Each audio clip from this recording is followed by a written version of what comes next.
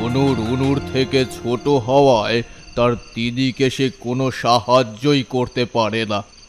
সে কিছু বুঝতে না পেরে ছুটে যায় লোকজন ডাকতে। সবাই যখন এসে পৌঁছয়, রুনু ততক্ষণে মারা যায়। তারপর? এই ঘটনার কিছুদিন পর থেকেই নানা অলৌকিক ঘটনা ঘটতে থাকে। তাই নাকি? কিরকম ঘটনা শুনি। কুয়ো থেকে জল তুলতে বালতি ফেললে অনেক সময়ই সেই বালতি আর পাওয়া যেত না। এ আর এমন কি? জলের ভারে দড়ি ছিঁড়ে বালতি পড়েও তো যেতে পারে। একবার দুবার হলে তা বলা যায়, কিন্তু রোজই কারোর না কারোর সাথে এ ঘটনা ঘটত। একদিন গ্রামেরই একজন কুয়োতে জল নিতে আসে। তারপর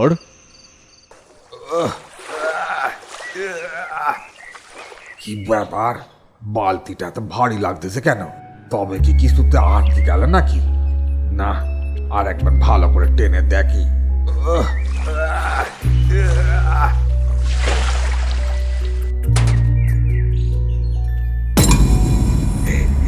কি এখানে মাথার খুলি এলো কি করে?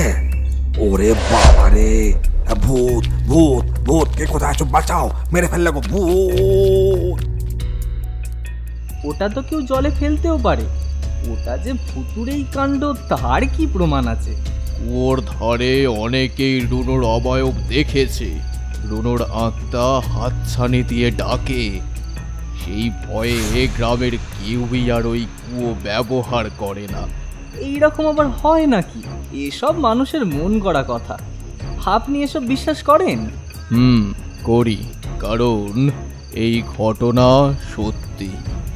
ওই ঘটনার কিছুদিন পর পড়িয়ে বাড়ি ফিরতে বেশ রাত হয়ে যায়। এরপর